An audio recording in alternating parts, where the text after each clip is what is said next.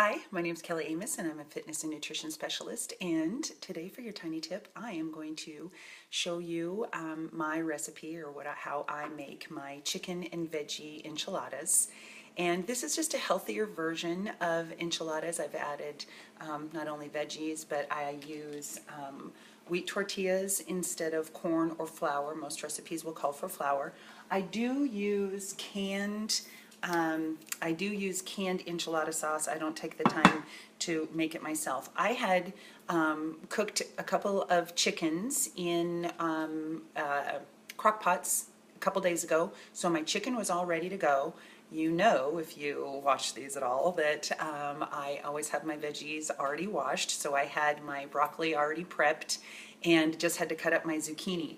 So what I do is I will saute my veggies in avocado oil and saute them, but I put the lid on because really I just want them to get a little bit soft. I don't want to really cook them to get mushy, but I want them a little bit soft because they aren't going to bake for that long.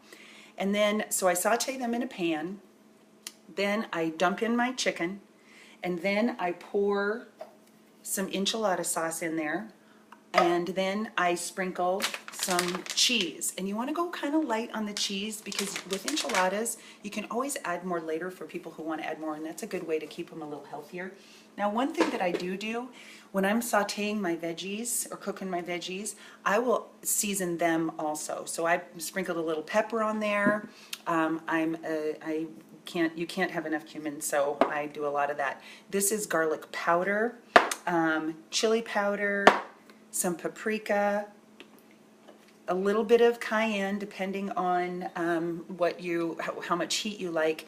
The zucchini that I use, I have yellow squash in there and zucchini and broccoli. You could use whatever veggies that you wanted. You could also throw in some beans or some black olives, but the yellow squash is kind of sweet, so that will help to cut the heat if you do a little too much or like it.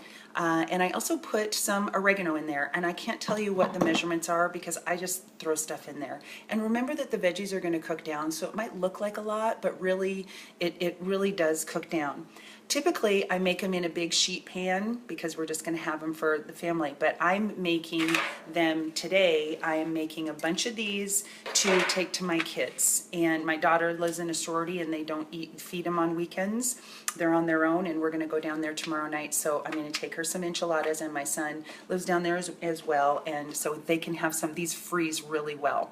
So what I'll do is I'll take my tortilla. I've poured more enchilada sauce in a pan.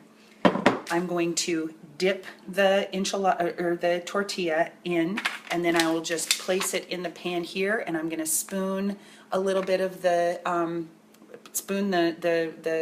chicken and veggies, and the cheese is already there, and so then you just roll it up, and then you'll stack them in there, and then pour a little bit more sauce over the top, and if you want to sprinkle with a little bit of cheese, and then bake them at 350 for whatever the can says. I haven't even looked. I have it preheating for 375.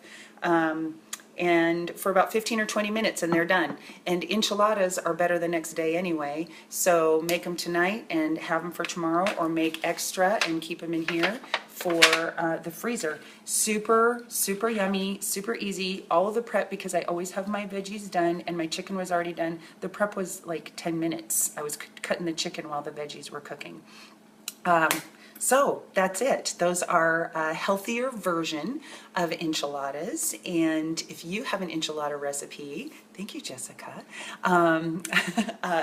If you have a healthier or some other ideas with this, then please post or share them with us. And thank you for watching, and thank you for sharing, and I'll see you tomorrow. Hope you're having a great day.